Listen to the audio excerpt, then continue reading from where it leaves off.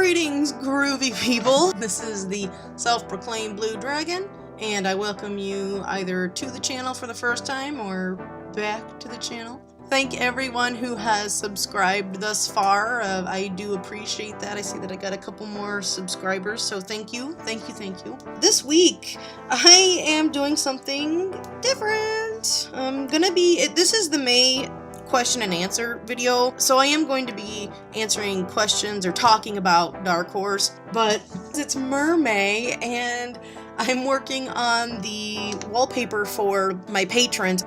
Also, in the middle of this video, the beginning is me I don't use Copics very often, and I have a very limited number of Copics, so I show you guys what all I have to work with, which were actually really good colors, I feel, for a mermaid, but then I picked the color the color scheme that I wanted, and then I totally had a blank. I looked at the chick with the blue hair, and I was like, oh, that's what I was gonna do. I was like, 5 minutes, and I realized, oh crap, I meant to make her hair green. So yeah, I ended up having to change that last minute. I could have just said that was my plan. I changed my mind, but no, I actually like the color combo better with the green hair and the blue, dark blue fin and the light blue skin. It actually turned out okay, but it is not what my initial color scheme was going to be after testing things out. When I do the wallpaper, I think I will go with the scheme I was planning on going through with this one, but at least it'll be a little different than what you see in the video here, so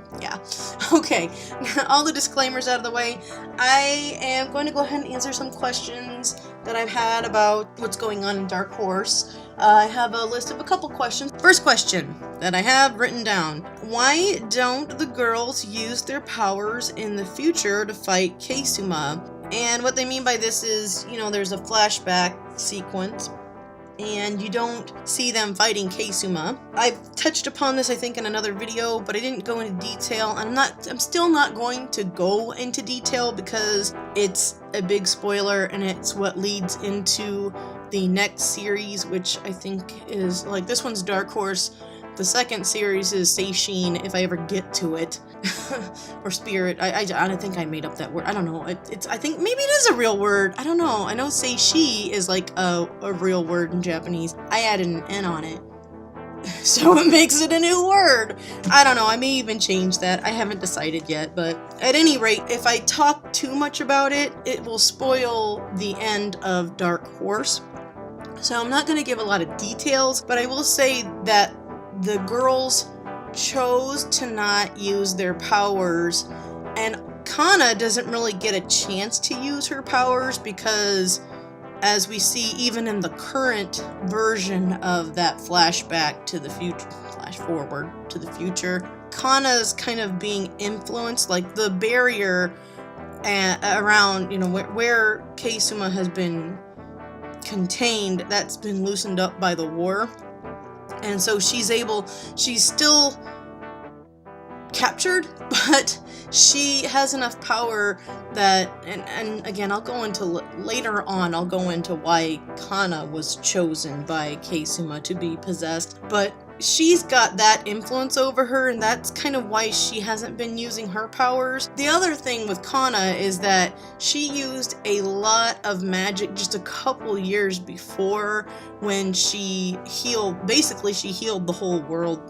That's not confirmed because the United States, specifically the Northwest, I should say the Northwest, because really, aside from a few, some people pilgrimaging out west, we don't really know what's going on in the rest of the country, especially since, as I'll get into, the states in the Northwest and parts of California, Northern California, they actually break it off with the rest of the United States because of the way things are being handled.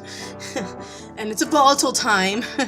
So they don't know really what's going on in the rest of the country, but Kana she had basically, again, even though that doesn't really matter, no, they don't know that she did it, but she did actually, in fact, her entire power enveloped the whole world. So she didn't just heal people there, she healed the whole world. So with Kana specifically, she's still kind of recharging. She had kind of a scare using that much power at one time. And then regarding Rena, she actually, and it is mentioned, Odysseus mentions it already in Act 2 on Comic Fury, and Act 3, which is what I'm working on, the revamp. He mentions that Rena disappears.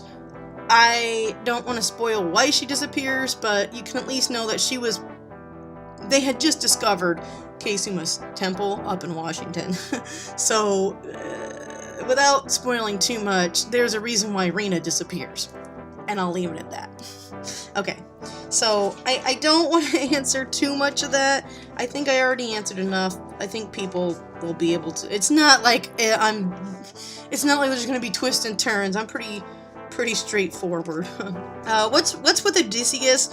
Why is he so bad at fighting?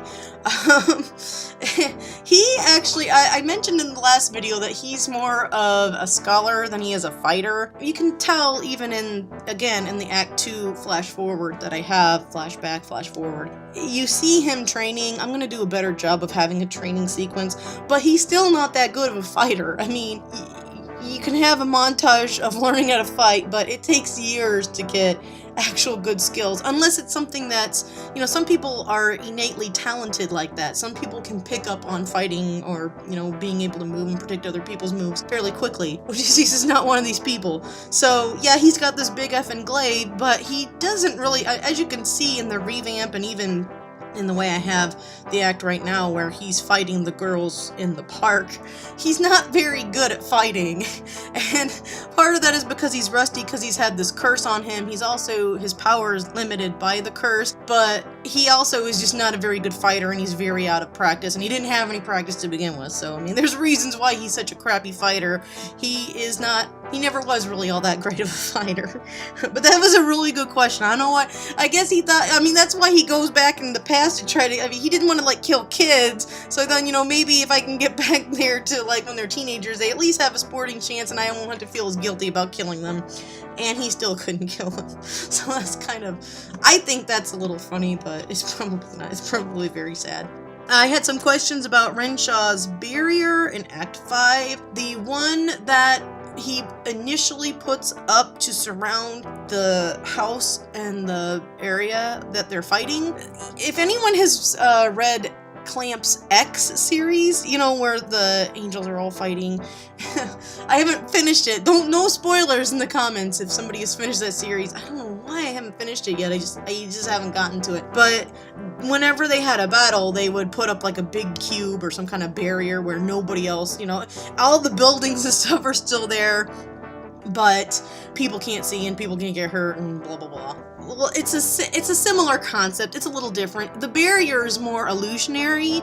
It basically hides the people behind the barrier. So what's going on, the fighting, that's all masked by the barrier he's put up. The barrier that he put up around Kana when she enters the scene is different in that it is actually a containment barrier. And he's really one of the reasons why he's getting so desperate and fed up, besides it just being an annoying battle. His clothes are all wet now. No, they've mussed his clothes. The reason why he's so desperate, why the latest pages, why he's pulling on this power from Keisuma, that's where he's getting his powers. That's going to be evident on next week's post. But it's because he's pretty much exhausted all of his own power, which even then, a lot of that's been borrowed from Keisuma. And he's summoning forth a stronger magic from Keisuma. And as we can see in this week's post, he has no control over it. And that's kind of part of the deal when you use a demon's power. He's not possessed by her, but he's definitely using her power, and that's never a good thing. And that was something when I did the revamp, I had Odysseus comment on him using her power, how he's kind of hypocritical, judging him when he thinks that he's fighting on Keisuma's side, and here he is. He might be like a double spot, he might be a double agent, but he's still using Keisuma's power, so he's kind of hypocritical, and that you can see in Act 2 of the revamp. I guess that's all I have time to talk about. I was going to talk about Rena's powers because somebody was questioning, what her power level is, but that's all I got for this. I ran out of time. So maybe I'll talk about that next month. I want to thank you guys all for listening in. you can see the mermaid, Word of Wednesday. She looks a bit macabre. She's got the green skin, and then I had like the gory-esque hatching, you know, on her dress, because I had no marker. I didn't want to like just make it all black, because then you would miss the detail of the dress that I worked so hard on. So I was like, well, what can I do? I can cross-hatch. So she looked, yeah, macabre. She looks a little macabre, but I think it looks okay. I like the way she turned out. Anyway, thanks again for watching, you guys. If you like the video, like it, subscribe, yeah, you know, all that stuff. Bell thing. I need to like make a little logo. Bell thing. Do the bell thing. I don't know. We'll think about that. Peace and love. Fare you well, and keep on trucking.